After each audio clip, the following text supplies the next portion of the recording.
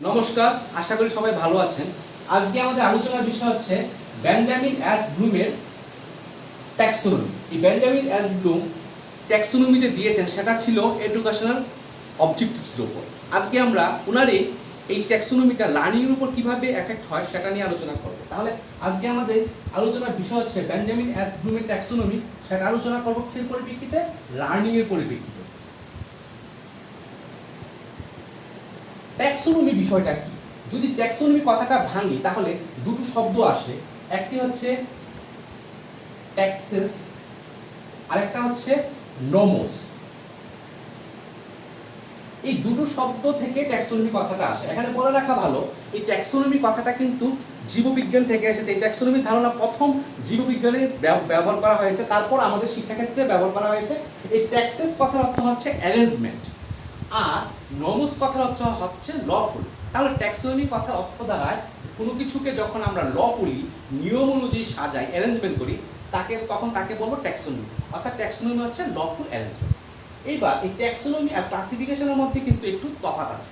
Taxonomy আমি আগেই বলেছি, ট্যাক্সোনমি হচ্ছে কোনো কিছুকে যখন আমরা লফুলি সাজাবো, অ্যারেঞ্জমেন্ট অ্যাকর্ডিং টু ল, সেটা হচ্ছে ট্যাক্সোনমি। আর ট্যাক্সোনমিকে আমরা অন্যভাবেও বলতে পারি, যদি কোনো মাল্টিটিউড অফ আইটেমগুলিকে আমরা হায়ারার্কিক্যাল রিলেশন অনুযায়ী যদি আমরা সাজাই, অর্থাৎ নিচ থেকে উপর থেকে যদি সাজাই, রিলেশনশিপগুলি সাজাই, সেটাকে আমরা ট্যাক্সোনমি বলবো। আর ক্লাসিফিকেশন কি? ক্লাসিফিকেশন হচ্ছে কোনো একটা বৈশিষ্ট্যের পরিপ্রেক্ষিতে কোনো বস্তুকে যখন আমরা গ্রুপিং করব, কোনো একটা বস্তু বা কোনো একটা বৈশিষ্ট্যের পরিপ্রেক্ষিতে কোনো বস্তুকে যখন আমরা গ্রুপিং করব, তখন তাকে কিন্তু আমরা ক্লাসিফিকেশন বলবো। তাহলে এই ট্যাক্সোনমি আর ক্লাসিফিকেশনের মধ্যে কিন্তু অনেকটাই তফাৎ আছে, দুটো বিষয় কিন্তু এক নয়। এবার আমরা সেই লার্নিং এর পরিপ্রেক্ষিতে এই ট্যাক্সোনমি কিভাবে কাজ করে সেটা আমরা জানবো। লার্নিং হচ্ছে কি? বাংলা তাকে আমরা বলি শিখন। শিখন কি? অভিজ্ঞতা এবং প্রশিক্ষণের দরুন আমাদের আচরণের যে পরিবর্তন হয় তাকে আমরা শিখন বলি। Learning is a modification of behaviour through experience and training and it must be permanent change in behaviour. তাহলে এই যে আমাদের লার্নিং হয়, লার্নিংটা আমাদের বেঞ্জামিন এস ব্লুম বলেছে এই যে লার্নিংটা হয় সেটা আমাদের তিনটে দিক থেকে হয়। তিনটে ডোমেনের কথা এখানে উল্লেখ করা হয়েছে। প্রথম ডোমেন হচ্ছে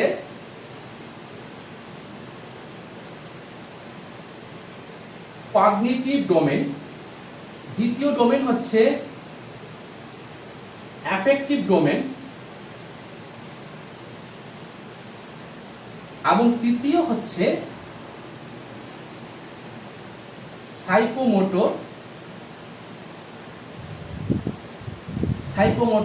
ডোমেন। অর্থাৎ আমাদের যে লার্নিং হবে, লার্নিংটা তিনটা ডোমেনের দিক থেকে যখন লার্নিং হবে তখন আমরা বলবো আমাদের সার্থক লার্নিং হয়েছে। এইবার যাচ্ছি কগনিটিভ ডোমেনের বিষয়টা। কগনিটিভ ডোমেনে কি বলা হয়েছে? কগনিটিভ ডোমেনের মধ্যে এই কগনিটিভ বিষয়টা হচ্ছে আমাদের চিন্তা করার সঙ্গে যুক্ত। এই যে কগনিটিভ ডোমেনের কথা বলে সেটা আমাদের কিসের সঙ্গে যুক্ত? সেটা আমাদের ব্রেনের সঙ্গে যুক্ত। সেটা আমাদের কিসের সঙ্গে যুক্ত? সেটা আমাদের ব্রেনের সঙ্গে যুক্ত। এই কগনিটিভ ডোমেনের বিষয়টা, এই যে আমরা থিঙ্কিং করি, আমরা কোনো কিছু জানি, আমাদের যে আন্ডারস্ট্যান্ডিং হয়, আমাদের যে কম্প্রিহেনশন হয়, আমরা যে কোনো কিছু আমাদের বোধ হয়, আমরা সেটা বাস্তব ক্ষেত্রে প্রয়োগ করতে পারি, এই যে বিষয়গুলি কিন্তু এই কগনিটিভ ডোমেনের মধ্যে আসে। তারপরেরটা কি হচ্ছে? তারপরটা হচ্ছে অ্যাফেক্টিভ ডোমেন। আসলে এই অ্যাফেক্টিভ ডোমেনের বিষয়টা আমাদের ইমোশনের সঙ্গে যুক্ত। ইমোশন এবং ফিলিং এর সঙ্গে যুক্ত। ইমোশন এবং ফিলিং এর সঙ্গে যুক্ত। আমরা জানি আমাদের যে পৃথিবীতে যে জল আছে, খাওয়ার উপযুক্ত যে জল আছে, সেটা মাত্র পৃথিবীতে আছে সমগ্র জলের 1%। এবার আমাদের বইয়ে আমরা পড়ি জল সংরক্ষণ করা একান্ত প্রয়োজন, ভবিষ্যতের কথা চিন্তা করে। এই যে আমাদের জানা হলো, সেটা কোথায় হচ্ছে লার্নিংটা? সেটা হচ্ছে আমাদের কগনিটিভ স্তরে আমাদের লার্নিংটা হয়েছে। এইবার এই জল অপচয় করা উচিত এই কথা জানার পরও যদি আমরা কি করি, জল অপচয় করে যাই, আমরা ব্রাশ করছি, জল অনবরত পড়ছে, আমরা বন্ধ করছি না, তাহলে আমরা কি বুঝতে হবে? আমাদের লার্নিং তো হয়েছে কগনিটিভ স্তরে, কিন্তু সেই লার্নিংটা কি হয়নি? অ্যাফেক্টিভ স্তরে কিন্তু হয়নি। যখন অ্যাফেক্টিভ স্তরে হবে তখন কিন্তু আমি কিন্তু সেটা আমাদের ফিলিং ইমোশনের সঙ্গে যুক্ত হবে। ওই যে এক্সাম্পলটা দিলাম যে জল বন্ধ করিনি, কারণ উনি বন্ধ কেন করেনি, কারণ সেই লার্নিংটা তার কগনিটিভ স্তরে হলো, তার এফেক্টিভ স্তরে যায়নি। এইবার হচ্ছে সাইকোমোটর। সাইকোমোটর ডোমেনের যে লার্নিং হয় সেটা মূলত মোটর স্কিল অথবা আমাদের যে অ্যাকশন অথবা এই যে মোটর স্কিল, আমাদের যে মোটর স্কিল তার সঙ্গে কিন্তু যুক্ত। কিসের সঙ্গে যুক্ত? আমাদের অ্যাকশন, মোটর স্কিল এবং এটাকে আমি বলবো বডি মুভমেন্ট। এই জায়গাতে লিখবো বডি মুভমেন্ট। আমি জায়গা নেই তাই আমি শুধু এম লিখে ছেড়ে দিচ্ছি। আমাদের যে বডি মুভমেন্ট, অ্যাকশন, মোটর স্কিলের সঙ্গে যুক্ত হচ্ছে এই সাইকোমোটর ডোমেনটা। এই সাইকোমোটর ডোমেনটা অর্থাৎ আমি এখানে বলতে পারি আমরা যখন কোনো কিছু জানি, আমাদের শিখন হয়, তখন সেটা আমাদের কগনিটিভ স্তরে হয়, তারপর সেটা আমাদের অ্যাফেক্টিভ স্তরে আসে এবং তারপরে সেটা আসবে আমাদের কোথায়? আমাদের সাইকোমোটর স্তরে, অর্থাৎ কর্ম সম্পাদনের ক্ষেত্রে। আমার জ্ঞান হলো, আমার জানলাম, আমার কগনিটিভ স্তরে হলো, অ্যাফেক্টিভ স্তরে হলো, কিন্তু সেটাকে আমার কর্ম সম্পাদনের ক্ষেত্রে অর্থাৎ সাইকোমোটর ডোমেনের স্তরে আমি নিয়ে যেতে পারলাম না, তবে কিন্তু আমি বলবো না যে আমার সঠিক লার্নিং হয়েছে। এই ক্ষেত্রে বিষয়টা এত ভালো করে বোঝানোর জন্য গান্ধীজি একটা কনসেপ্ট দিয়েছিলেন 3H। অর্থাৎ 3H বলতে প্রথম এইচটা হচ্ছে হেড। এই যে কগনিটিভ সাইডের যে লার্নিং হয়, কগনিটিভ ডোমেনের যে লার্নিং হয়, সেটা আমাদের হেড মানে মাথার সঙ্গে যুক্ত। তারপর হচ্ছে এফেক্টিভের যে এখানে দ্বিতীয় যে এইচ, সেটা কি? সেটা হচ্ছে হার্ট, হৃদয়। এই এফেক্টিভ স্তরের যে লার্নিং হয় সেটা আমাদের হৃদয়ের সঙ্গে যুক্ত। এবং আরেকটা এইচ, থার্ড এইচটা কি? হ্যান্ড, হাত। সেটা কিসের সঙ্গে যুক্ত? সেটা আমাদের এই সাইকোমোটর ডোমেনের সঙ্গে যুক্ত। অর্থাৎ আমাদের যে লার্নিং হবে, লার্নিংটা তিনটা দিক থেকে হওয়া উচিত। আমাদের হেড অ্যাক্টিভিটি, হার্ট অ্যাক্টিভিটি এবং হ্যান্ড অ্যাক্টিভিটি, এই তিনটা স্তরে যদি লার্নিং হয় তাহলে কিন্তু আমি বলতে পারবো আমাদের সফল লার্নিং হয়েছে। এবার প্রত্যেকটা ডোমেনের আন্ডারে কিছু সাবডোমেন আছে। যেমন কগনিটিভ ডোমেনের আন্ডারে 6টি সাবডোমেন, এফেক্টিভের আন্ডারে 5টি সাবডোমেন এবং সাইকোমোটরের আন্ডারে কয়টা আছে? সাইকোমোটরের আন্ডারে আরো 6টা সাবডোমেন আছে। এখানে বলে রাখা ভালো, এই সাইকোমোটর ডোমেনকে কিন্তু পূর্বে বলা হতো কোনিশন, পূর্বে বলা হতো কোনিটিভ ডোমেন বলা হতো। এই সাইকোমোটর ডোমেনকে কোনিটিভ ডোমেন বলা হতো।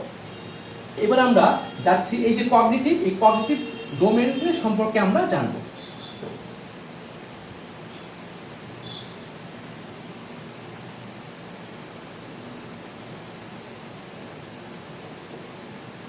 এখন আমরা কগনিটিভ ডোমেন সম্পর্কে জানবো। আমরা আগেই বলেছি এই কগনিটিভ ডোমেনের আন্ডারে আরো 6টি সাবডোমেন আছে। প্রথমটা যে হচ্ছে সেটা হচ্ছে নলেজ।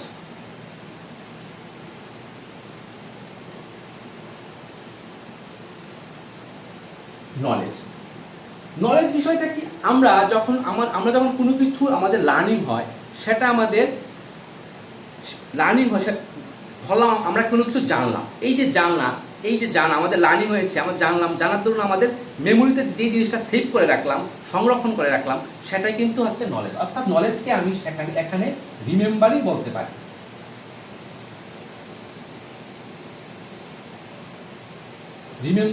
পারি। যেমন কাউকে যদি বলা হয় সে নতুন করে এডুকেশন পড়ছে, সে টেট পরীক্ষার প্রস্তুতি নেবে, সে শুধু মাল্টিপল চয়েসগুলি পড়ছে, সে বইয়ে পেয়েছে যে পেঁয়াজের থিওরিতে 4টি স্তরের কথা বলা হয়েছে। সে কি শিখলো? 4টি স্তর। এবার সে শিখলো, সে 2 বা 3 বার পড়ার পর পেঁয়াজের যে মানুষের জীবনের স্তরকে কয়টি ভাগে ভাগ করে? 4টি স্তরে। সেটা তার মেমোরিতে সেভ করে রাখলো। এটাকে কিন্তু আমরা তখন বলবো তার নলেজ হয়েছে। তার কি হয়েছে? তার নলেজ হয়েছে। তাকে যখন জিজ্ঞেস করা হবে পেঁয়াজের কয়টি স্তর, সে বলবে 4টি স্তর। কিন্তু 4টি স্তর বিষয়টা কি তার কিন্তু এখনো জানা হয়নি। আসলে নলেজটা কি? নলেজটা হচ্ছে কিছুই না, রিমেম্বারিং। তারপরে হচ্ছে কম্প্রিহেনশন।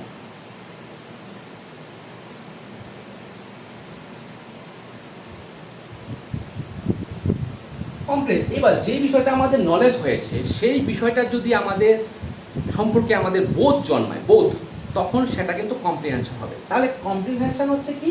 আন্ডারস্ট্যান্ডিং।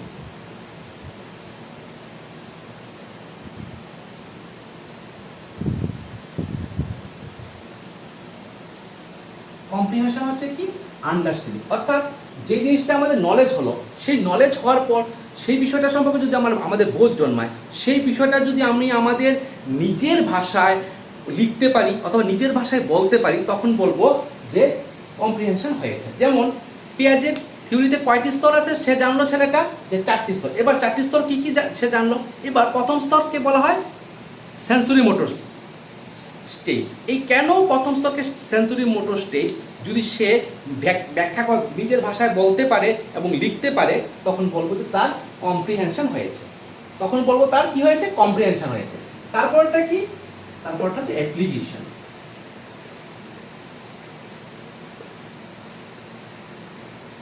অ্যাপ্লিকেশন আর কিছুই না, নলেজ এবং কম্প্রিহেনশন হওয়ার পর সেই বিষয়টাকে যদি আমি আমার ডেইলি লাইফে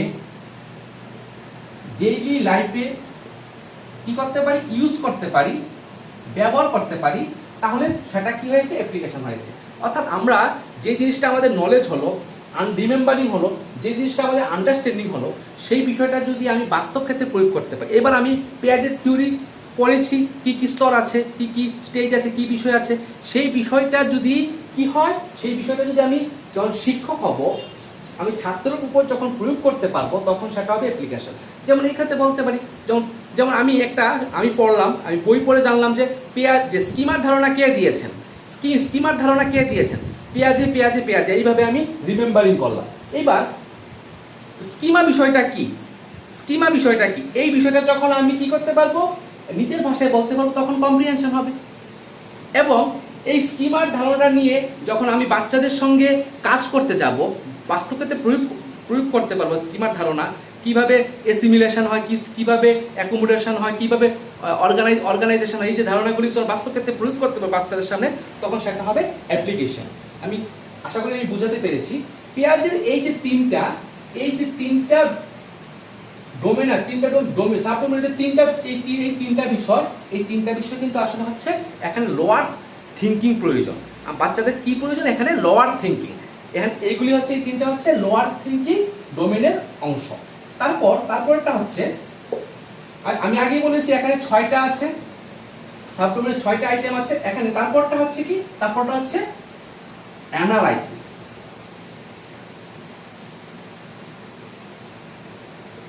অ্যানালাইসিস বিষয়টা কি, অ্যানালাইসিস বিষয়টা হচ্ছে যে কোনো একটা বিষয়কে যদি আমি খণ্ড খণ্ড অংশে ভাগ করতে পারি, এবং এই যে খণ্ড খণ্ড অংশে ভাগ করার যে ক্ষমতা, সেটাকে কিন্তু অ্যানালাইসিস বলা হয়েছে। সেটাকে অ্যানালাইসিস বলা। যেমন একটা এক্সাম্পল যদি আমি দিয়ে বলি, যে একটা বাচ্চাকে পেঁয়াজের থিওরিও পড়ানো হয়েছে, আবার ভাইগোটস্কির থিওরি পড়ানো হয়েছে। এবার পরীক্ষাতে আসলো পেঁয়াজে আর ভাইগোটস্কির থিওরি, পি ফর পেঁয়াজে, ভি ফর ভাইগোটস্কি। এইবার ভাইগোটস্কির থিওরির মধ্যে পার্থক্য কি, এবার সে তো পার্থক্য শিখেনি, পড়েনি, কিন্তু দুটো থিওরি জানা আছে। এইবার ওই দুইটা থিওরিকে ভেঙে ভেঙে সে কিন্তু কি করতে পারবে, সে ওই যে পার্থক্যটা কিন্তু লিখতে পারবে। এই যদি লিখতে পারে, তখন যদি দুইটা থিওরি জানার পর, যদিও সেই ক্ষেত্রে আলাদা করে পার্থক্য শিখেনি, দুইটা থিওরি শুধু পড়েছে, পড়ার পর যদি সে পার্থক্য নিরূপণ করতে পারে, তখন আমরা বলবো যে বাচ্চাটার কি হয়েছে, বাচ্চাটার অ্যানালাইসিস করার ক্ষমতা জন্মগ্রহণ করেছে। অর্থাৎ অ্যানালাইসিস কিছু না, কোনো একটা বিষয়কে খণ্ড খণ্ড অংশে ভাগ করা। যেমন আমরা প্রত্যেকেই মোবাইল ফোন ইউজ করি। যদি বলি আপনার মোবাইল ফোনটা, আপনি এই মোবাইল ফোনটা কেন ব্যবহার করেন, এবার যদি উনি বলেন যে এটা র্যাম বেশি, এটা মেমোরি বেশি, এটা দেখতে সুন্দর, ব্র্যান্ডেড ভালো, দাম কম, এটা দিয়ে জায়গা অনেক বেশি, এবং সেটা দিয়ে যে অ্যান্ড্রয়েডের লেটেস্ট ভার্সান, সিকিউরিটি বেশি, এই বিষয়গুলির জন্য আমি এই মোবাইলটা নিয়েছি। তাহলে এখানে কি হলো, সে ওই মোবাইলটাকে কেন নিয়েছে, সেই বিষয়টাকে সে খণ্ড খণ্ড করে কিন্তু ভাগ করতে পারলো, সে কনসেপ্টটাকে খণ্ড খণ্ড করে ভাগ করতে। এই যে খণ্ড খণ্ড অংশে বা টুকরো টুকরো করে কোনো একটা বিষয়কে যে টুকরো টুকরো করার যে ক্ষমতা, সেটাকে আমরা কি বলবো, অ্যানালাইসিস বলবো। তারপর ব্লুম তার এই যে কগনিটিভ ডোমেনের যে পঞ্চম যে আইটেমটা বলে, সেটা হচ্ছে সিনথেসিস। সেটা হচ্ছে সিনথেসিস বিষয়টা কি, সিনথেসিস বিষয়টা হচ্ছে অ্যানালাইসিসের ঠিক বিপরীত। অর্থাৎ যেখানে আমরা খণ্ড খণ্ড অংশে ভাগ করলাম, সেটাকে সেই খণ্ড খণ্ড যেমন করলাম এর যদি অ্যানালিসিস হয়, সেই খণ্ড খণ্ড ভাগগুলিকে যখন একসঙ্গে আমরা জড়ো করতে পারবো তখন সেটাকে কিন্তু আমরা সিনথেসিস বলবো। যখন আমরা বিভিন্ন খণ্ড খণ্ড অংশগুলিকে একসঙ্গে জড়ো করে করতে পারবো তখন আমরা কি করতে পারবো, নতুন একটা বিষয় নতুন একটা জিনিস আমরা তৈরি করতে পারবো। যেমন আমি বাচ্চাদের পড়াবো, আমাকে স্কুল থেকে বা কলেজ থেকে বলা হয়েছে যে আপনি প্রজেক্টরের মধ্যে দিয়ে পড়াবেন। এবার এই ক্ষেত্রে আমি কি করব, আমি প্রথমে আমার যে বিষয়টা পড়াবো সেই বিষয় সম্পর্কে একটু আমি রাফ ওয়ার্ক করে নেব, তারপর আমি কম্পিউটারের সাহায্য নেব, তারপর বিভিন্ন সফটওয়্যার এক্সেল বা পাওয়ার পয়েন্ট বানাতে গেলে অফিসের সাহায্য নেব। এবার আমি সেটা আমার কি পেন ড্রাইভে ঢুকাতে হবে, বিভিন্ন বিষয় কিন্তু আসছে, বিভিন্ন বিষয় অনেক জায়গা থেকে বিভিন্ন বিষয়গুলি আস্তে আস্তে আসার পরে কিন্তু আমি আস্তে আস্তে পাওয়ার পয়েন্টটা তৈরি করতে পারবো এবং সেটা আমি প্রেজেন্টেশন করতে পারবো। অর্থাৎ এই ক্ষেত্রে অ্যানালাইসিস যেটা আমি বলেছি সেটা ঠিক বিপরীতটাই হচ্ছে কিন্তু সিনথেসিস। অর্থাৎ সিনথেসিস হচ্ছে কোনো একটা বিষয়কে খণ্ড খণ্ড যে করলাম সেই বিষয়টাকে যখন একসঙ্গে জড়ো করতে পারবো, পরে যখন একটা নতুন কোনো একটা বিষয় তৈরি করতে পারবো তখন তাকে বলবো হয় সিনথেসিস। এইবার শেষ যে আইটেমটা সেটা হচ্ছে